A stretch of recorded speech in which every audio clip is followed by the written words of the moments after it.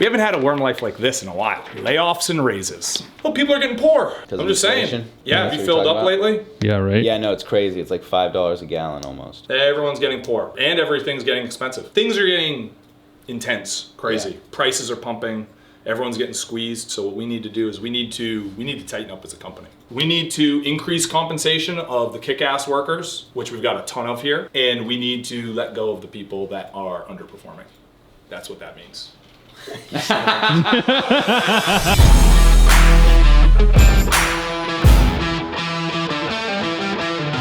what I want to talk about. The people of Wyrmwood are getting poorer. Oh, Ed, you want to sit in on this too? What is this? We're talking about raises and layoffs. Sure. Well, I just am making a general observation that the people of Wyrmwood generally are right now getting poorer day by day. Yes. I feel like we have to do raises. It would be great, yeah, it would be nice.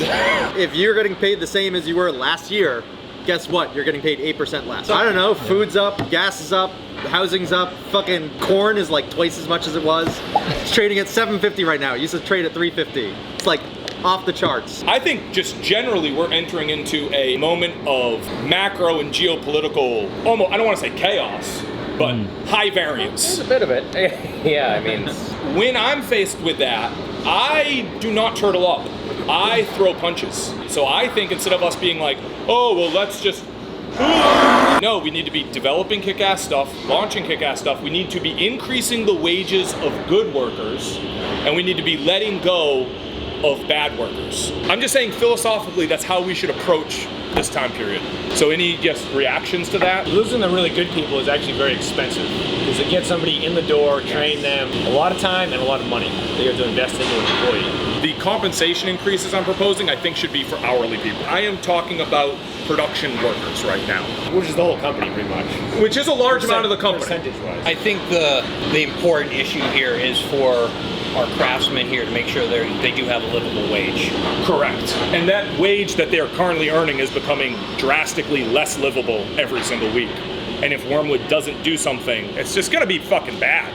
There is one very big downside to that strategy of just like everyone gets a dollar raise is you're just walking face first into compression of wages, right? It's like if you give every single person a dollar raise, whether you make $15 an hour or $35 an hour, the whole bottom of the work pool is getting pushed up towards the top of the work pool. Yes. And then new people coming in are getting paid the same as people that might been here a year with a, right? It's like, it's hard because the people that paid more need to get bigger compensation. I think a percentage-based pay raise makes more sense than a flat pay raise. Yeah, I agree. If you want to avoid compression. The only thing I'll push back on that, it's probably people at the lowest end of the company that are getting pinched the hardest by the inflation. Yeah, true. I'll just throw that out. Yeah, we can also weight that percentage, though. I think there's a third tactic. Okay.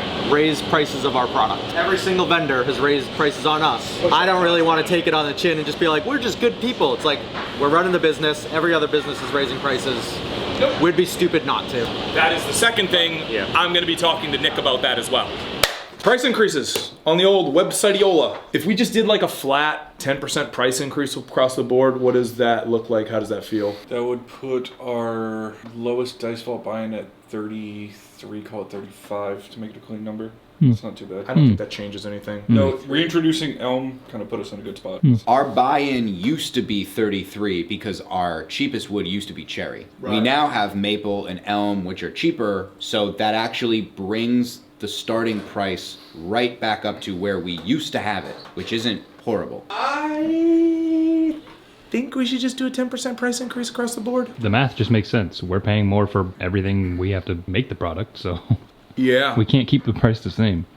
Yeah. Yeah, we increase all these prices for potential lower traffic and volume in terms of orders, and we bump all the pay up. Yep. So the burn is we better launch a good Kickstarter. Well, I will say this though, I mean that is coupled with letting go of weak performers. Oh, that is also true. All we can do is make our company as good as possible. We cannot base our decisions on the outside world. We can't just turtle up and you just can't be a punching bag. Yeah. So Nick, go ahead and raise those prices based on what's happening on the outside world. Exactly. Exactly. Quick question. Why am I talking to you folks? We're druids.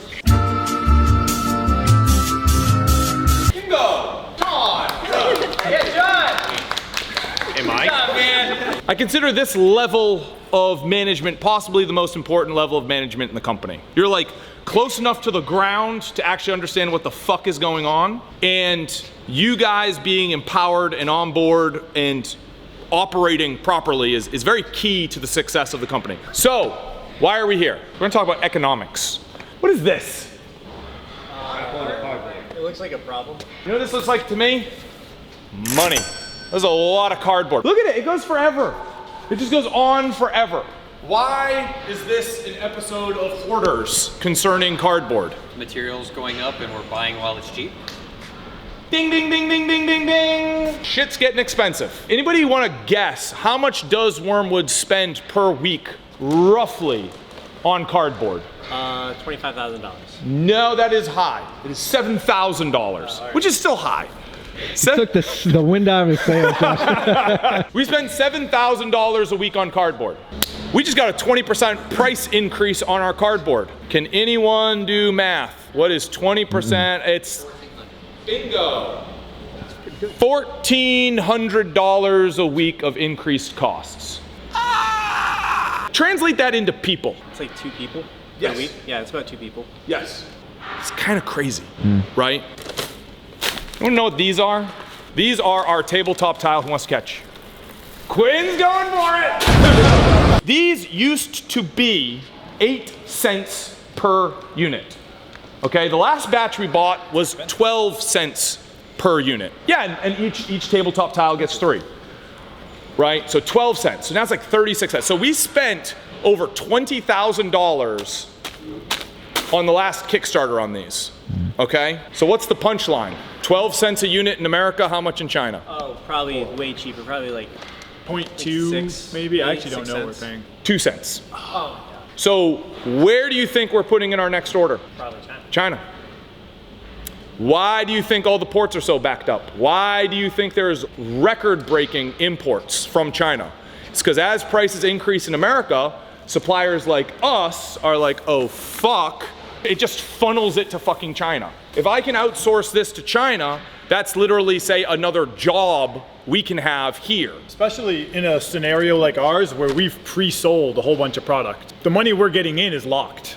Bingo. You know, so when price goes up now, it's extra worse. That is the manufacturing death spiral. So the inflation drives people to China and it just keeps going. Let's go on a field trip. Plywood. Who can read this? It's made in Russia. I remember buying these for like $25 a sheet. They're roughly $50 a sheet now, and that was before the war in Ukraine. This plywood,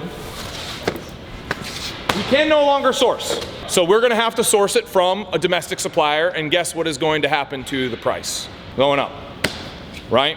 What's Wyrmwood gonna do? We have got to do 3 things. Yes, we do have to increase prices. We can only increase prices so much. Number 2, we need to develop fucking new cool shit because we've got to drive growth. Number 3, we are going to be increasing wages on production level workers, not salaried workers, but there's a catch. Increase the compensation of the players that are kicking ass, and I want to cut the players that are not well aligned with us. And that has to be the strategy, right? It can't just simply be, oh, let's just increase compensation for everyone and just not change a damn thing. We'll just go out of business. That's not the direction I want. That's the direction we have to take. Either that or, hey, I guess we can all just accept the status quo. You can all just get fucking poorer, right? Like that is the other option. The company has invested hundreds and hundreds and hundreds of thousands of dollars in equipment to make us more productive. We have to take that same mindset and bring it to the personnel. Number 1 cost at Wyrmwood is labor costs. So we need to tighten up on our labor. And I'm telling you, that's why I have this level here. It's not just gonna be Jay, I'm gonna be pushing on Jay. It's not just gonna be Ian, I'm gonna be pushing on Ian. I'm gonna be pushing on all of you. And there's gonna be hard conversations coming up, right? There's gonna be hard conversations coming up throughout these teams. So that's what I'm asking from you guys. Any questions, generally, on any of this?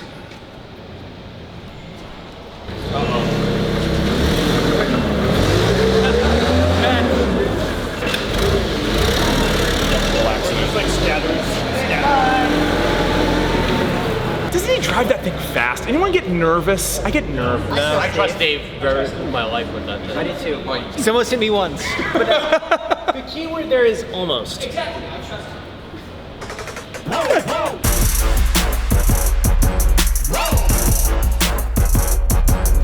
We're currently spending around $7,000 a week on cardboard, which is bonkers, right? $7,000 a week just on cardboard. That's your Magic player.